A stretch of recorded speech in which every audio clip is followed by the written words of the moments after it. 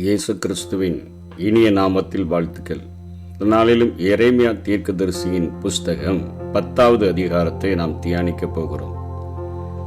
இந்த அதிகாரத்திலும் எரேமியா தீர்க்கதரிசி அந்த நியாயப்பிரமாணத்தின் தோல் சுருள் கண்டுபிடிக்கப்பட்டு யோசியா ராஜாவினால் ஏற்படுத்தப்பட்ட சீர்திருத்தங்களினால் ஆலயத்திற்கு சென்று கொண்டிருந்த ஜனங்களுக்கு வாசலிலே நின்று கொண்டு கூறுகிற கடைசி வார்த்தைகளாக இந்த வார்த்தைகள் இருக்கிறதை நாம் பார்க்க முடியும். இந்த அதிகாரத்தில்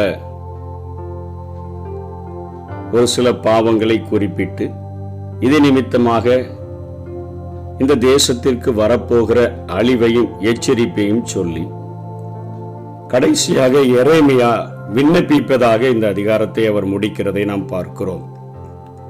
இந்த அதிகாரத்தில் அவர் குறிப்பிடுகிற பாவங்கள், இஸ்ரவேல் வீட்டாரே, புறஜாதியாருடைய மார்க்கத்தை கற்றுக்கொள்ளாதிருங்கள், ஜனங்களினுடைய வழிபாடுகள் வீண் என்று சொல்லி 2 பாவங்களை குறித்து அவர் எச்சரிக்கிறதை பார்க்கிறோம்.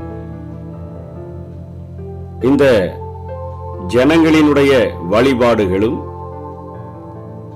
புறஜாதிகளுடைய மார்க்கமும் என்று அவர் சொல்லுகிற காரியம் என்ன? புறஜாதிகள் எப்படி சூரிய சந்திர நட்சத்திரங்களை அவர்கள் வழிபடுகிறார்கள், அந்த மார்க்கத்தை நீங்கள் பின்பற்றாதீர்கள். சிருஷ்டிகரை தொழுது சேவியுங்கள், சிருஷ்டியை தொழுது சேவிக்க வேண்டாம் என்கிற காரியத்தையும், ஜனங்களினுடைய வழிபாடுகள் வீண் என்று சொல்லி விக்கிரக வழிபாடுகளை குறித்தும் 2க்கும் உள்ள வித்தியாசத்தை ஜனங்களினுடைய மத்தியிலே எரேமியா குறிப்பிடுகிறதை பார்க்கிறோம்.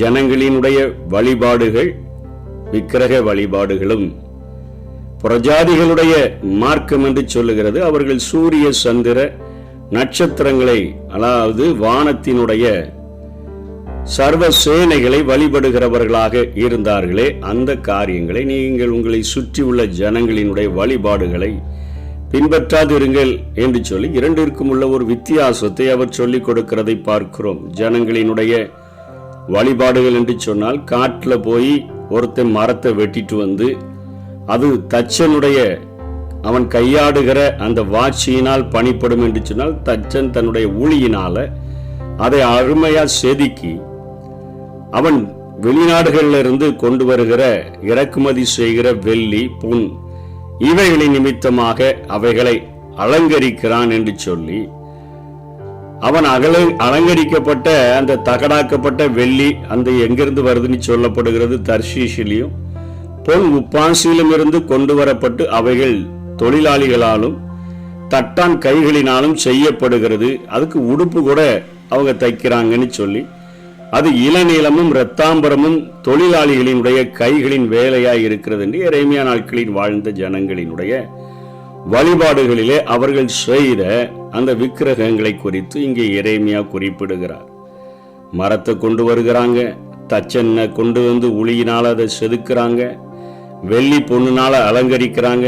இந்த வெள்ளியானது தர்ஷீஷில இருந்தும் பொன்னானது உப்பாசியிலிருந்தும் கொண்டு வரப்படுகிறது.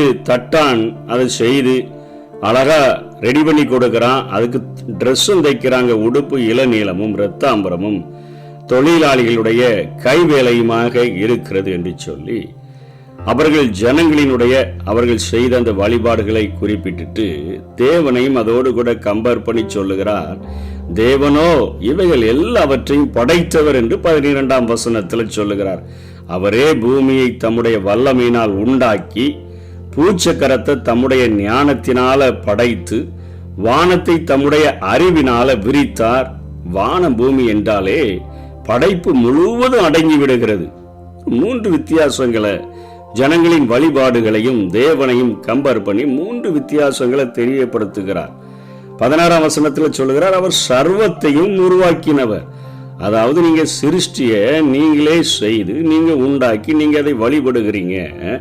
ஆனா அவர் சர்வத்தையும் உண்டாக்கினவர், வானத்தையும் பூமியையும் சிருஷ்டித்தவர், நீங்க உண்டு பண்ணுகிற எல்லாவற்றையும் கூட படைத்த தேவன் அல்லவா என்று சொல்லி மக்களுக்கு புரியும்படியாக அவர்களுடைய ஆறறிவை அவர்கள் பயன்படுத்தும்படியாக முதல் காரியத்தை அவர் சொல்லுகிறதை பார்க்கிறோம். இரண்டாவதாக 4ஆம் வசனம் 5ஆம் வசனம் 14ஆம் வசனத்துல சொல்றாரு, விக்கிரகங்கள் அவைகள் அசைய முடியாதவை, பனையை போல நெட்டையா நிக்குது, அது பேச முடியாது, நடக்க முடியாததுனால சுமந்துட்டு வர்றாங்க, அவைகளுக்கு பயப்படாதீங்க, தீமை செய்யவும் நன்மை செய்யவும் கூட அவைகளுக்கு சக்தி இல்லை என்று சொல்லி அடுத்த காரியத்தை சொல்லுகிறார். நீங்க உங்க வாழ்க்கையில நன்மை செய்ய வேண்டும் என்று சொல்லி இவைகளை ஏற்படுத்துகிறீர்கள், நீங்க பயந்து போய் இந்த காரியத்தை செய்றீங்க, நீங்க பயப்படாதுங்க, அதற்கு தீமை செய்யவும் நன்மை செய்யவும் அவைகளுக்கு சக்தி இல்லை, அவைகள் பனையை போல நெட்டையா அப்படியே நிக்குது, ஆணிகளை அடிச்சு சுத்திகளெல்லாம் வச்சு அவர்கள் அதை ரெடி பண்ணி வச்சாலும் கூட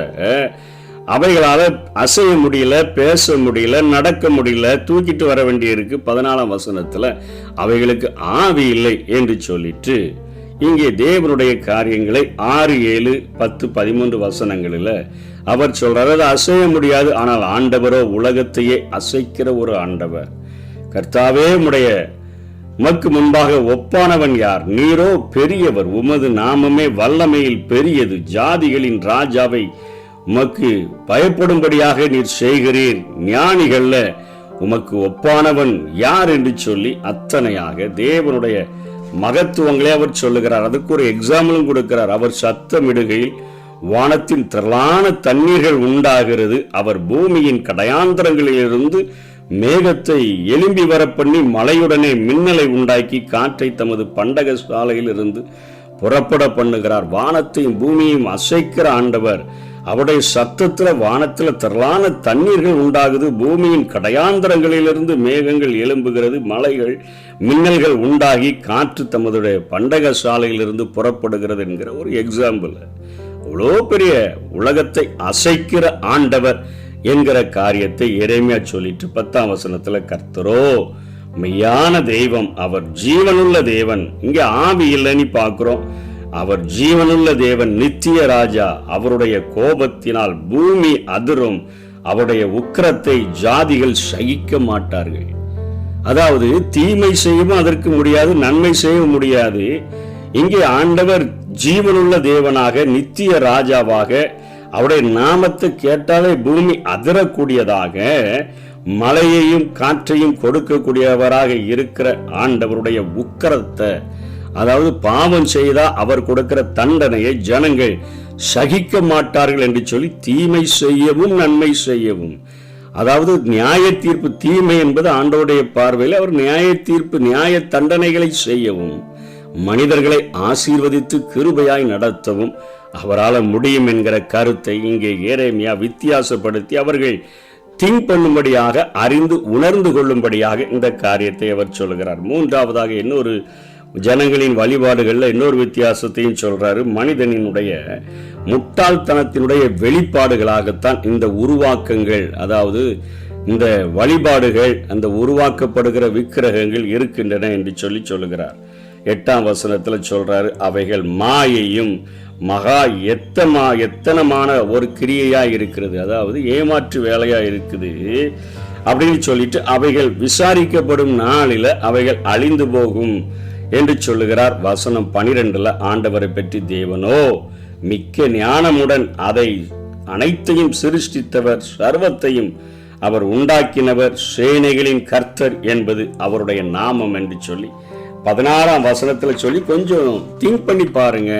இந்த 2 காரியங்களையும், அதாவது புறஜாதிகளுடைய வழிபாடுகள், வானத்தினுடைய சேனைகள் ஓகே, அதை வழிபடுகிறார்கள். இன்றைக்கும் நல்ல நாட்கள், நாள் பார்க்கிறது, நட்சத்திரம் பார்க்கிறது, இந்த காரியத்தை ஜனங்கள் செய்து கொண்டுதான் இருக்கிறார்கள்.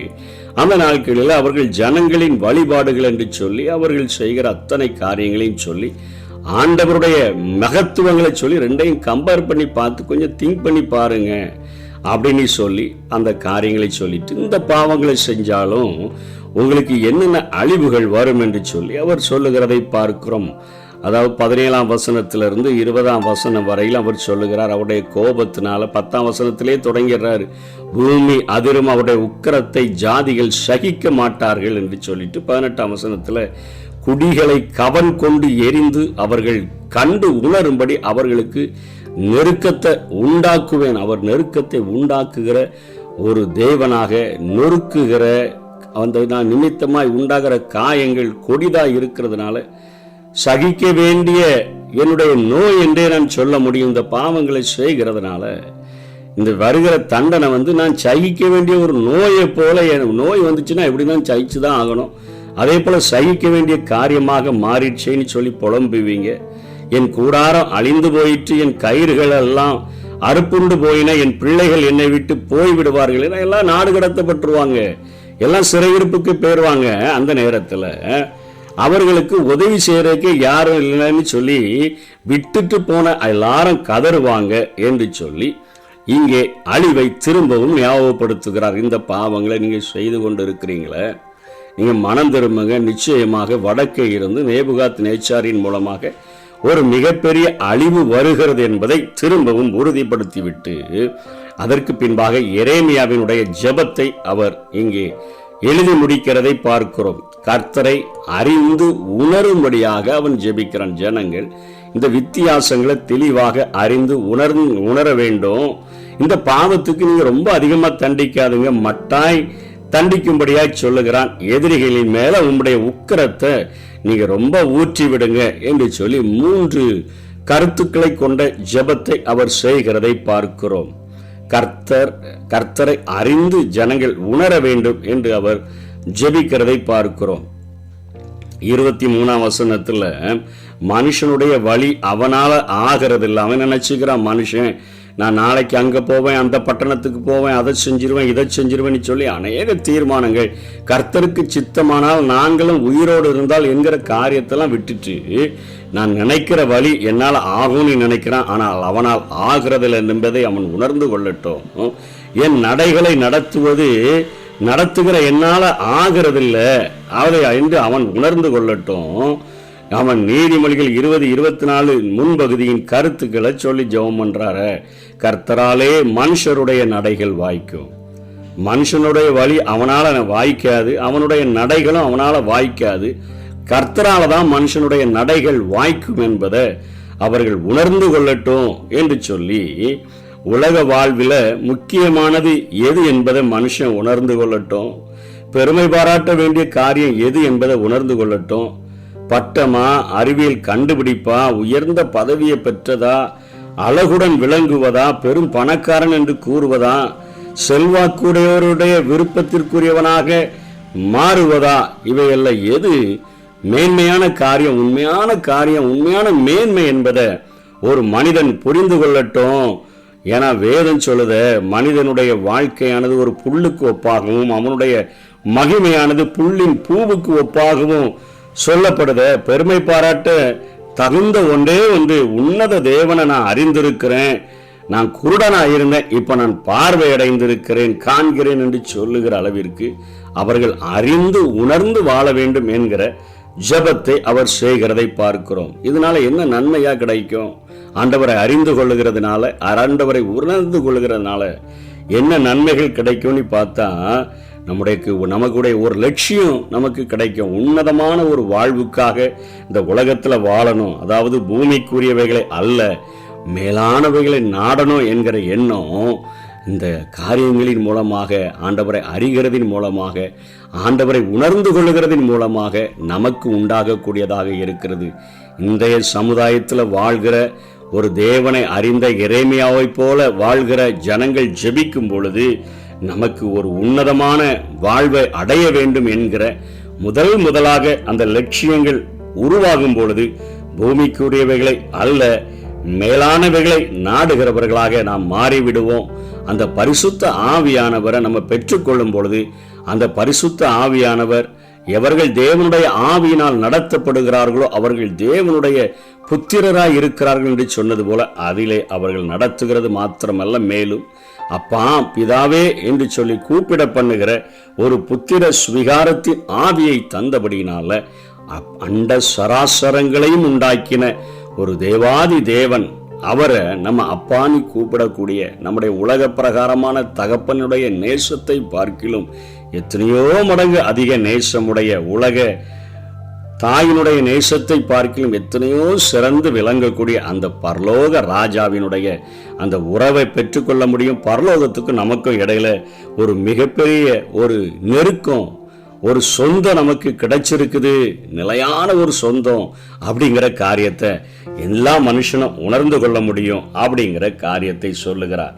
நம்மை குறித்து நம்மை வெளிப்படுத்தி தரக்கூடிய, அதாவது ஆண்டவருடைய வெளிச்சம் நம்ம மேலே உதிக்கும் பொழுது நம்முடைய வாழ்க்கையில் நம்ம எந்தெந்த பகுதிகளில் நடைகளில் தவறி இருக்கிறோம், வழிகளில் தவறி இருக்கிறோம், நம்மளால் முடியாத காரியம் என்னன்னு சொல்லி அவர் வெளிச்சம் உதிக்கும் போது தான் நம்ம வாழ்க்கையில் இருக்கக்கூடிய இருட்டை கண்டுகொள்ள முடியும். ஏனென்று சொன்னால், தமஸ்கு வீதிகளுக்காக கடந்து சென்று கொண்டிருந்த சவுல் என்கிற வாலிபன் அவன் பவுலாக மாற்றப்படுகிறதற்கு முன்பாக அவனுக்கென்று ஒரு சுயநீதி, அவனுக்கென்று ஒரு சுய காரியங்களை ஏற்படுத்தி கொண்டு அத்தனை பெரியவனாக ஒரு கப்பலுக்கு அதிபதியாக இருந்தவன், அங்கே படிப்பிலையும் அத்தனையாய் சிறந்து விளங்கினவன், நியாயப்பிரமாணத்தின்படி அவனை குற்றமே சாட்ட முடியாதபடிக்கு வாழ்ந்தவன், அவன் ரோம குடியுரிமையை பெற்று கொண்டிருந்தவன் என்று சொல்லி அத்தனை பெருமைகளை உடையவனாக இருந்தாலும் அந்த சூரியனுடைய வெளிச்சத்தை பார்க்கிலும் மிகவும் அதிகமான அந்த இயேசு கிறிஸ்துவினுடைய அந்த வெளிச்சத்தை, ஒளியை கண்ட பொழுதுதான் அவனுக்குள்ள காணப்பட்ட ஒரு இருளை கண்டுபிடிக்கிறான். ஐயோ, நான் தேவனுடைய நீதின்னு நினைச்சிட்டு நான் செஞ்ச காரியம்லாம் அது என்னுடைய முட்டாள்தனமான காரியமா இருக்குதுன்னு சொல்லிதான் கீழே விழுந்து கிடக்கும் போது ஆண்டவர் பேசுகிறாரே, நீ துன்பப்படுத்துகிற இயேசு நானே. கேட்குறான் எழும்பி, நான் என்ன செய்ய சித்தமாக இருக்கிறீங்க? என் வாழ்க்கையில் இருக்கிற இருளை கண்டுபிடிச்சிட்டேன், என் வழிகள் என்னால் வாய்க்காது என்பதை நான் கண்டுகொண்டேன், என் நடைகள் என்னால் வாய்க்காது என்பதை கண்டுகொண்டேன், என்னுடைய நடைகள் எல்லாம் கர்த்தரால் தான் வாய்க்க முடியும் என்பதையும் கண்டுகொண்டேன். அதனால தான் நான் அடைந்தாயிற்று அல்லது முற்றிலும் தேறினவனானேன் என்று சொல்லாதபடிக்கு நான் இயேசு கிறிஸ்துவுக்காக எதற்காக பிடிக்கப்பட்டனோ அதை அடையும்படிக்கு நான் ஆசையாய் தொடருகிறேன் என்று நிருபங்களுக்கு அவன் எழுதுகிறதை பார்க்கிறோம். அவருடைய வெளிச்சம் அவன் மேல உதித்த பொழுதுதான், அவன் அறிவடைந்து உணர்வடைந்த போதுதான் தன்னுடைய வாழ்க்கையில இருக்கக்கூடிய அந்த இருட்டை அவன் கண்டுபிடிக்கிறான். உலகத்தை சரியான கோணத்துல அணுகுகிறதற்கு அவன் மாறிவிடுகிறான். அந்த உண்மை தன்மையை உணர்ந்து சரியான விதத்தில் அந்த உலகத்தை அணுகக்கூடியவனாக மாற்றப்படுகிறான். அது நிமித்தமா, இந்த ஆண்டவரை அறிந்து கொள்கிறது நிமித்தமாக நம்முடைய வாழ்க்கையில தைரியம், ஒரு பாதுகாப்பு உணர்வு நமக்கு உண்டாயிருது. ஏன்னா இந்த பூமியில இருக்கும் பொழுது அவர் நம்மோடு கூட இருக்கிறார். உலகத்தின் முடிவு பரியந்தமும் சகல நாட்களிலும் நான் உன்னோடு கூட இருக்கிறேன்னு சொல்றாரு. அவர் நம்ம கூட இருக்கிறார். ஆனா இந்த தேகத்தை விட்டு நம்ம பிரிந்து, இது ஒரு வாடகை வீடு, இதுல இருந்து பிரிஞ்சு போனோம்னு சொன்னா அவரோடு கூட நித்திய காலமாக வாழ்வோம் என்கிற ஒரு தைரியமும் ஒரு பாதுகாப்பு உணர்வும் நமக்கு உண்டாக ஆரம்பிக்கிறது. நித்திய ஒரு பார்வையே அது நமக்கு வழங்குது. நம்முடைய குடியிருப்போ பரலோகத்தில் இருக்குது. இந்த நிகழ்காலத்தை ஒரு நித்திய பார்வையுடன் வாழவும், நித்தியத்துக்காக நிகழ்காலத்தை நம்ம ஆதாயப்படுத்தி கொள்ளவும் அது நமக்கு உதவி செய்யக்கூடியதாக இருக்குது. பரலோகத்துக்கு எனக்கு ஒரு பெரிய சொந்தம் இருக்குது. அந்த பரலோகத்தினுடைய காரியங்கள் என்னை பாதிச்சு இந்த உலகத்தில் அதற்கேற்றபடி வாழுகிறவனாக நான் உணர்ந்து அறிவை பெற்றுக்கொள்ளும் பொழுது நான் வாழ முடியும். ஒரு வாழ்க்கையானது அர்த்தமுள்ள வாழ்க்கையாக, ஆண்டவருக்கு பிரியமுள்ள ஒரு வாழ்க்கையாக அது மாறிவிடுகிறது என்பதை உணர்ந்து கொள்ளத்தக்கதாக தான் எரேமியா ஜெபிக்கிறான். இன்றைக்கும் வாழ்கிற ஜனங்கள் நமக்கு ஒரு பிரகாசமுள்ள மனக்கண்களை கொடுத்துருங்க ஆண்டவரே, உம்மை முழுமையாய் அறிந்து கொள்ளுகிற அளவிற்கு ஜனங்கள் அறியட்டும்னு சொல்லி நாமும் ஜெபிப்பதற்கு கடமைப்பட்டிருக்கிறோம், அறிந்து கொள்ளுகிறதற்கும் கடமைப்பட்டிருக்கிறோம். தொடர்ச்சியா அவர் சொல்றாரு, கொஞ்சம் மட்டாய் தண்டிங்கப்பா, உம்முடைய கோபத்துல ரொம்ப அடிச்சுறாங்க. ஒரு தகப்பன் ஒரு பிள்ளைய தண்டிக்கும் போது பார்த்து அடிக்கிறான். இந்த இடத்துல அடிச்சா இவனுக்கு ஏதோ ஒரு பெரிய சேதம் உண்டாகாது என்று சொல்லி அடிக்கிறத பார்க்கிறது. தாறுமாற அடிச்சா பிள்ளைகள் எங்கேயாவது பட்டு இறந்து போயிடுவாங்க. அதே போல ஆண்டவரே, நீங்க மட்டாய் தண்டிங்க. சங்கீதம் 6:1 பார்க்கிறோம், கர்த்தாவே உம்முடைய கோபத்துல என்னை கடிந்து கொள்ளாதையும், உம்முடைய உக்கிரத்துல என்னை தண்டியாதையும். கோபத்துல என்னை தண்டிச்சிடாதீங்க. அதே ஜெபத்தை சங்கீதம் 38:1 அப்படியே ஜெபம் பண்றாரு. ஆனா கடைசியா சொல்லி முடிக்கிறார், எங்களே மட்டாய் தண்டியும், ஆனா உம்மை அறியாத ஜாதிகள், உமது நாமத்தை தொழுது கொள்ளாத வம்சங்கள் மேல உம்முடைய உக்கிரத்தை ஊற்றிருங்க. ஏன்னா அவர்கள் யாக்கோபை பட்சித்து அவனை விழுங்கி அவனை நிர்மூலமாக்கி அவன் வாசஸ்தலத்தை பாழாக்கிறார்கள். என்ன சொல்லுகிறார்? பழிவாங்குதல் எனக்குரியது, நானே பதில் செய்வேன்னு சொன்னீங்களே, நீங்களே எங்களுக்காக வழக்காடுங்க அப்படின்னு சொல்லி எரேமியா தன்னுடைய ஜெபத்தை முடிக்கிறதை பார்க்கிறோம். விக்கிரகமும் தேவனும் என்கிற ஒரு பெரிய ஒரு வித்தியாசத்தை ஏற்படுத்தி இந்த பாவங்களை செய்கிறதுனால வர அழிவுகளை சொல்லி கொடுத்து எரேமியா இதை அறிந்து உணர்ந்து வாழ்கிற மக்களாக இவர்களை மாற்றிவிடுங்கன்னு சொல்லி கண்ணீரோடு கூட ஜெபிக்கிற இந்த ஜெபத்தோடு கூட இந்த அதிகாரத்தை அவர் முடிக்கிறார். நாமும் இந்த வித்தியாசங்களை உணர்ந்து கொண்டவர்களாக, வரப்போகிற அழிவை ஞாபகத்தில் வைத்து கொண்டவர்களாக, ஆண்டவரை அறிந்து உணர்ந்து நித்தியத்திற்கென்று நம்முடைய வாழ்க்கையை அமைத்து கொள்ளுவோம். கர்த்தர் தாமே நம்மை ஆசீர்வதிப்பாராக. ஆமென்.